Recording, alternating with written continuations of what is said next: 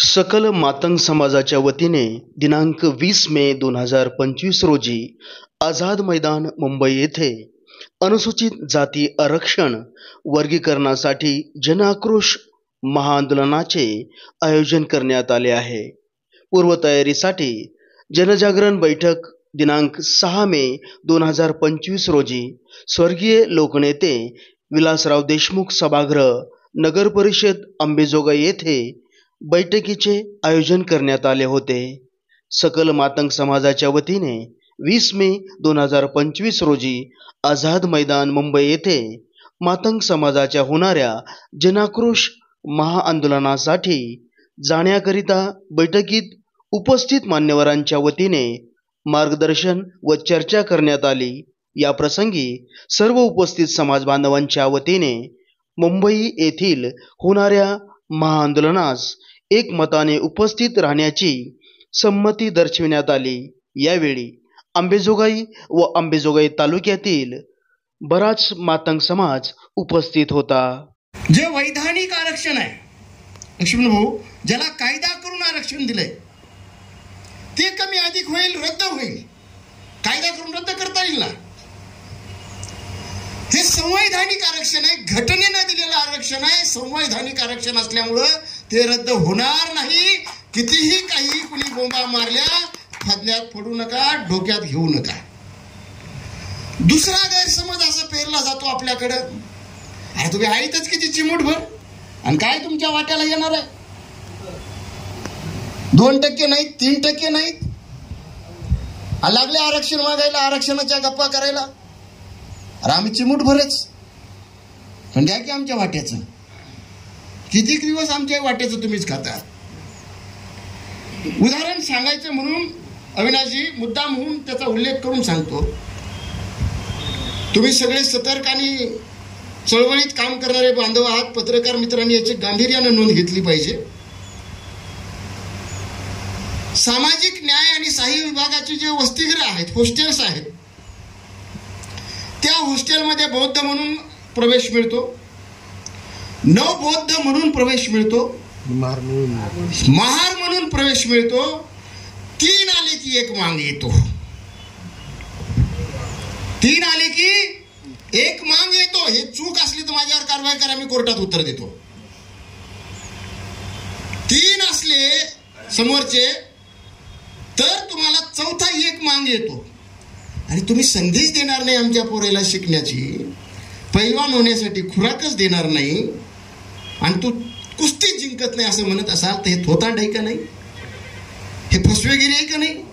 आता आमचे लेकरं पैलवान व्हायचे असतील तर त्यांना हॉस्टेलमध्ये वाटा मिळाला पाहिजे, त्यांच्या राहण्याची सोय झाली। आमच्या लोकांच्या प्रॉब्लेमच काय आहेत? राहण्याच्या अडचणीत, खाण्याच्या अडचणीत। जर त्यांना वसतिगृहात आत्ता समाज कल्याणच्या हॉस्टेलचा विचार केला आपण तालुक्याच्या ठिकाणच्या, तर तालुक्याच्या ठिकाणच्या पोराला राहणं फुकट आहे, खाणं फुकट आहे, दर महिन्याला 750 रुपये मिळतात। जिल्ह्याच्या ठिकाणच्या पोराला 1000 रुपये मिळतात, विभागाच्या ठिकाणच्या पोराला 1500 रुपये तेला साबणाला मिळतात। मायबापाला काही द्यावं लागतंय का?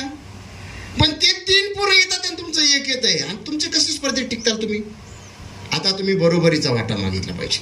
किती दिवस पाठ केलेलं काय श्रीरामचं वाक्य म्हणणार आहे, जिसकी जितनी संख्या भारी। अरे हक्क मागा ना, आता गजंडे धरा अधिकाऱ्याच्या, समाज कल्याणच्या वार्डांच्या, त्याला विचारा कशाच्या जीवावर, कुठल्या क्लॉजवर, कुठल्या रिझोल्युशनवर, कुठल्या GR वर तू हे 3 घेतो ना आमचा 1 घेतो। जोपर्यंत आपण त्यांच्या बोकांडीवर बसत नाही ना तोपर्यंत तुमचा वाटा तुम्हाला मिळत नाही। तुम्हाला हात जोडून पाया पडून विनंती करून कुणीच काही देणार नाही, हिसकावून घ्यावं लागेल। आणि तुम्ही हिसकावायला पुढे येऊ नये म्हणून हा गैरसमज पेरला जातोय की तुम्ही चिमूटभर आहेत, काय करणार आहेत हे डोक्यातलं काढून टाका अगोदर। आमच्या वाट्याचं जे आहे ना ते आम्हाला द्या। जर पोरं शिकले तर टिकतील। म्हणून हॉस्टेलची सुविधा आता इथं सगळ्यांना मुद्दा म्हणून सांगतो, 68 शिफारशी महाराष्ट्र शासनानं लवजी साळवे अभ्यास आयोगाच्या स्वीकारल्या। माझ्या अतिशय विनम्रतेने सगळ्यांना सूचना आहे, विनंती आहे, आव्हान नाही म्हणत मी। जरा एकदा त्या खात्याला माहितीच्या अधिकारात विचारा ना, या 68 शिफारशीपैकी तुमच्या खात्याने किती अंमलबजावणी केली?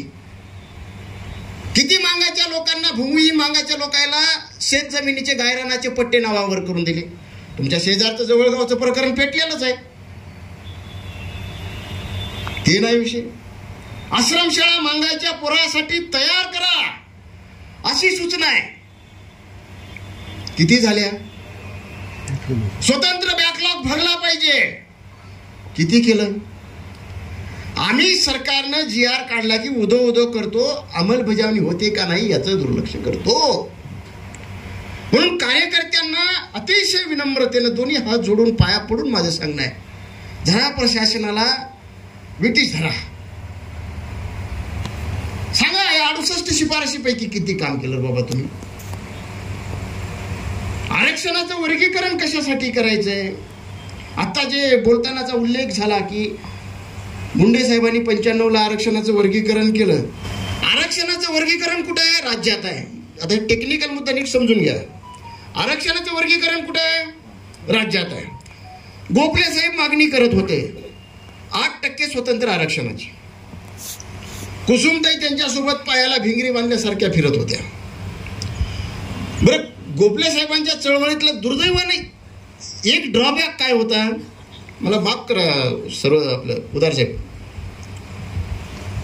गोखले साहेबांच्या चळवळीतला ड्रॉबॅक काय होता? शिकलेल्या कार्यकर्त्यांची संख्या नव्हती. सगळा येण्याचा बाजार. मी कार्यकर्त्याला नाही म्हणत, ऐकूनच कुणाचं घ्यायचं नाही. मग माझ्यासारख्या समोर प्रश्न पडायचा, गव्हाणे सर खरं बोलू का बरं बोलू? खरं खरं बरं. कार्यकर्ते जर शिकलेले तुम्ही जवळ घेतले, कानात टोचले, तर तुमच्याच माणसानं तुमच्या कानात सांगितलं तर वाईट मानून काय घ्यायचे? बाहेरच्या येऊन कानाखाली हाणण्यापेक्षा घरातल्यानं सांगितलेलं बरं आहे ना. कार्यकर्त्यांनी शिकलेल्या लोकांचं पडद्यामागं ऐकलं पाहिजे. पुढचं वाक्य जबाबदारीने सांगायला, शिकलेल्या लोकांनी कार्यकर्त्यांना पडद्यावर बोलायचं नाही, आपल्या मर्यादा पाळायच्या. अक्कल हुशारी पडद्यावर नाही आणायची. कार्यकर्ता फाटका असू दे, येडा असू दे, नीट काय करायचं काम पडद्यामागं आपलं. त्याला अंधारात सांगू आपण. उजेडात 4 लोकांमध्ये त्याची हरासमेंट नाही. आरक्षणाच्या वर्गीकरणासाठी आपण जवाबतो आंदोलन केलं, दौंडी मोर्चा केला. गणपत भूषणनी आग्रह धरला माझ्याकडे. सर म्हणले न्यायिक आयोग करायचायच. आम्ही म्हणलं आता वेळच नाही. नाही म्हणले करायचंयच. माझं काही एकट्याचं योगदान नाही, ते तुमच्या इथून पण योगदान आलेलं होतं त्याला.